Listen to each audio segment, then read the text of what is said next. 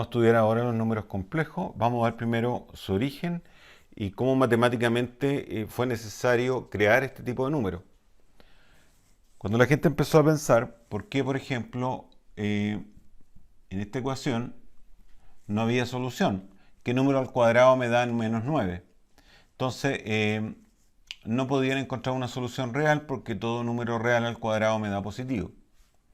Entonces pensaron, ¿qué pasaría con raíz de menos 9? Y a alguien se le ocurrió, ¿qué pasaría si hay un número que no es real, que su cuadrado es menos 1?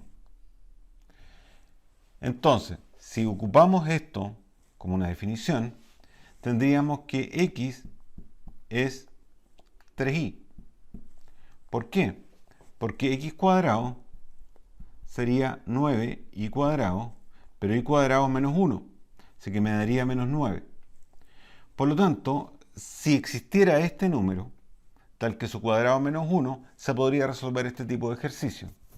Entonces ahí se empezó a crear toda una teoría definiendo que y al cuadrado es menos 1 y a esto y se le llamó la unidad imaginaria.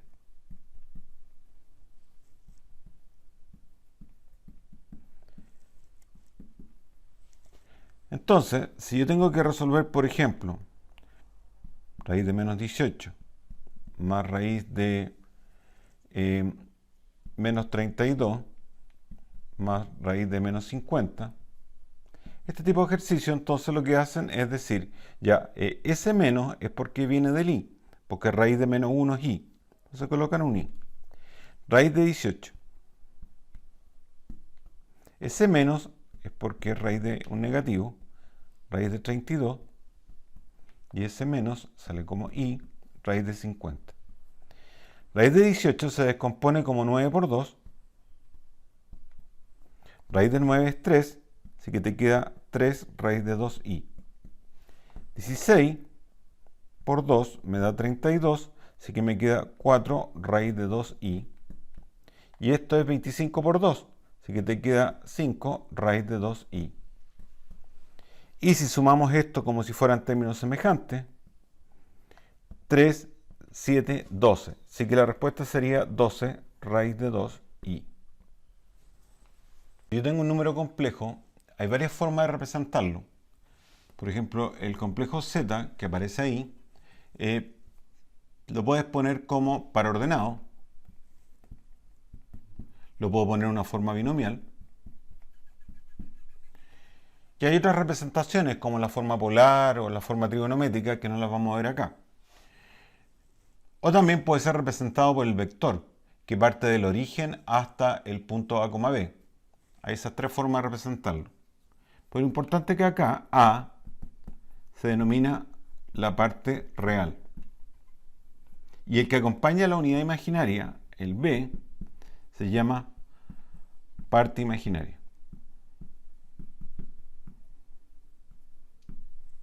Y la longitud del vector, o del complejo, es la distancia que hay del origen hasta la coma B. Y esa distancia es, por el teorema de Pitágoras, raíz de a cuadrado más b cuadrado.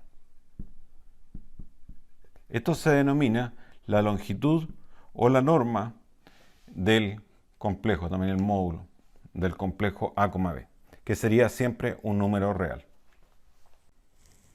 Aquí se ve el complejo z, esta es la parte real, que es a, esta es la parte imaginaria, b. Entonces, la longitud de este complejo, o sea, el módulo, la longitud o la norma también se le llama, es esta distancia. Como este es a y este es b, entonces esta longitud la podemos sacar por el teorema de Pitágoras. Entonces podemos decir que el módulo de z, o sea, esto, es, por el teorema de Pitágoras, raíz de a cuadrado más b cuadrado. Entonces ahí tenemos que esta es la longitud o la norma del complejo z.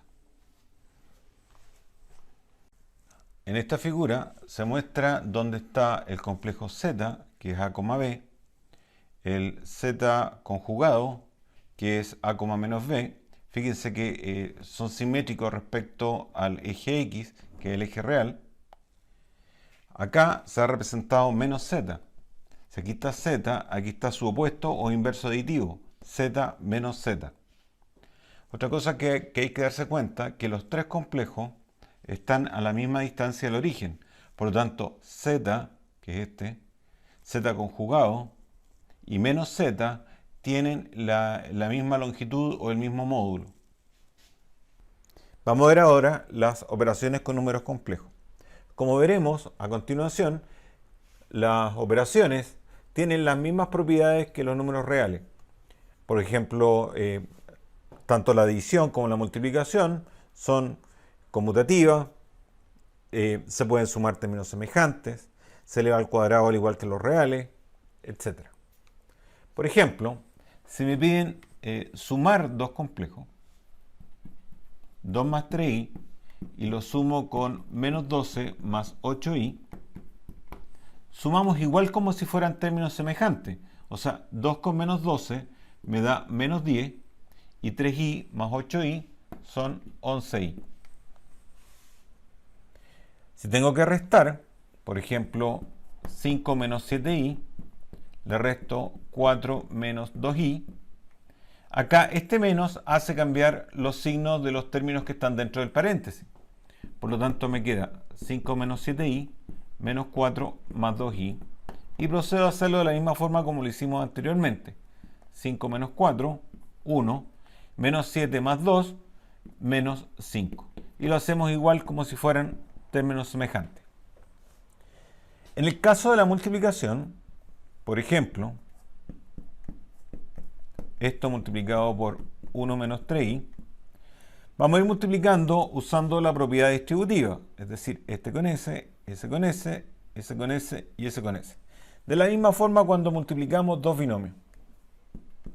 Entonces, 3 por 1, eso es 3. 3 por 3i son menos 9i. 5i por 1, más 5i. Y 5 por 3, 15, me da menos 15i cuadrado.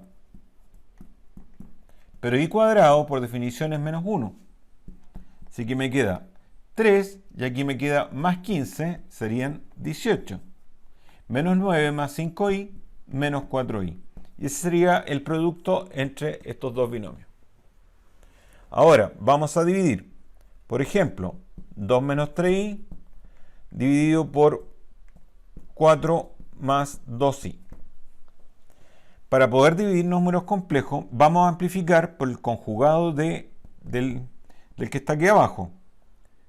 Entonces, amplificamos por 4 menos 2i. Acá hacemos lo mismo que hicimos acá al multiplicar. O sea, este con este, este con este, ese con ese, ese con ese. 2 por 4, 8. Menos 4i. Menos 12i. 3i por 2i, menos con menos daría más 6i cuadrado. 4 por 4, 16. Acá se forma una suma por su diferencia. Menos 2i al cuadrado. 8. Acá i cuadrado es menos 1. Así que esto es menos 6.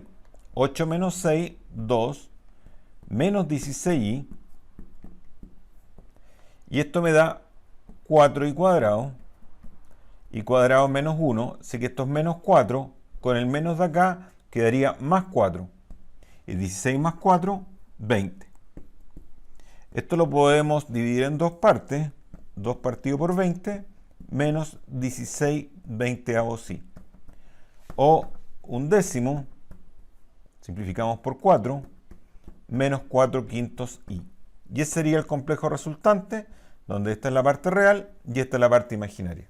Como te das cuenta, funciona todo igual como si fueran números reales, solamente que hay que considerar en esta parte que i cuadrado es menos 1. Veamos algunas propiedades de los números complejos y la operatoria. Si tenemos el complejo z igual a más bi, entonces el inverso aditivo u opuesto es menos z, que es menos a menos bi, que los reales sería como decir el 2 y el menos 2. O sea, son opuestos, al sumado te da el neutro aditivo que es el 0. Acá entonces se le cambia de signo la parte real y se le cambia de signo la parte imaginaria. Tenemos también el módulo, perdón, el z conjugado,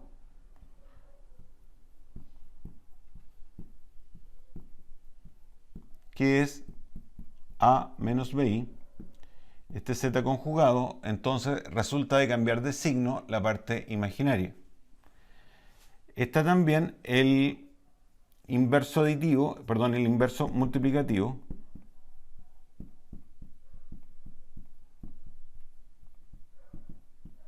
que sería el z a la menos 1. Todo complejo, excepto el complejo 0 o el complejo nulo, tienen inverso multiplicativo. Y es 1 partido por a más bi.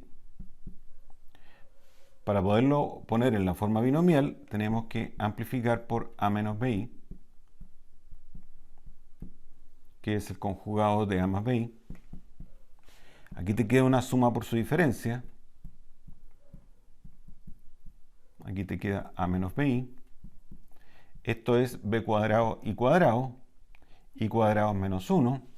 Así que al final te queda que z a la menos 1 es a menos bi partido por a cuadrado más b cuadrado. Si esto lo separas en 2,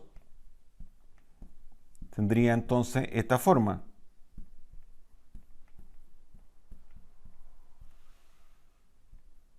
Y esta sería la parte real, y esta es la parte imaginaria, y ese sería entonces el inverso multiplicativo de z. En los números reales sabemos que todo número real elevado a 0 es 1, cuando esa base es distinta de 0. En los números complejos también en la unidad imaginaria pasa eso, y elevado a 0 es 1. Y elevado a 1 es i. También se define así, cuando tú elevas a 1 es el mismo número. Y cuadrado sabemos que es menos 1. Y al cubo, eso, si ocupamos la misma propiedad de las potencias, que se conserva la base y se suman los exponentes, que esta propiedad es de los reales, y le aplicamos acá a los complejos, y cuadrado lo cambiamos por menos 1 y te queda menos i. Y al cubo es menos i. Y a la 4 es i al cuadrado por i al cuadrado. Esto es menos 1. Esto es menos 1, menos 1 por menos 1 te da 1. Así que i a la 4 te da 1. Y eso hace que después las potencias se vayan repitiendo. Porque i a la 5 sería i a la 4 por i. Pero i a la 4 es 1. Así que esto es i. Por lo tanto, i a la 5 va a ser lo mismo que i. O sea, esto es lo mismo que eso. Y así sucesivamente. Por ejemplo, i a la 6 es i a la 4 por i al cuadrado. Pero esto es 1. Así que i a la 6 es lo mismo que i cuadrado. Entonces, si te das cuenta, se va corriendo todo de 4 en 4. O sea, las 4 primeras potencias, si quieres partimos de acá, estas 4 son las únicas que hay. Todas las otras potencias con exponente entero son las mismas. Es cosa de ir descontando de 4 en 4 y lo que te queda es el valor de la potencia. Por ejemplo, si yo quiero calcular i elevado a 302, lo que hago en buenas cuentas es dividir 302 con 4. Me van a sobrar 2. Quiere decir que hay 75 de estas cuartetas. O sea, de 4 en 4 hay 75 y me van a sobrar 2. Es decir, que vas a quedar después en el segundo puesto. Vas a quedar acá. O sea, esto es lo mismo que i elevado a lo que indica este resto, que es menos 1. Entonces, i elevado a 302 es menos 1. Entonces, vamos a resolver ahora este tipo de ejercicio donde hay potencias de i involucradas. Entonces, lo primero que aparece acá es i elevado a 26. Entonces, lo que hacemos, como ya expliqué anteriormente, es dividir por 4. 6 por 4, 24 y van a sobrar 2. Lo importante es lo que sobra, el resto de la división. Entonces, i elevado a 26 va a ser i elevado a lo que indica el resto. Pero i cuadrado es menos 1. Ahora calculamos i elevado a 86. 86 lo dividimos por 4. 2 por 4, 8, sobran 6, 1. De nuevo y cuadrado. Y eso es menos 1. Calculamos ahora y elevado a 30. Vamos a hacerlo acá. 30 lo dividimos por 4. 7 por 4. También es y cuadrado. Y elevado a 72. 72 lo dividimos por 4. Y aquí nos va a sobrar 0. Entonces el ejercicio nos va a quedar y elevado a 26, que es menos 1, y elevado a 86, que era menos 1, y elevado a 30, que era menos 1. Acuérdense que y elevado a 30 era y cuadrado, que es menos 1. Menos 3 por y elevado a 72, que nos dio al final 1. Y tenemos que realizar solamente este cálculo. Simplificamos y te queda 1/2. Y ese sería entonces el resultado de esa operación.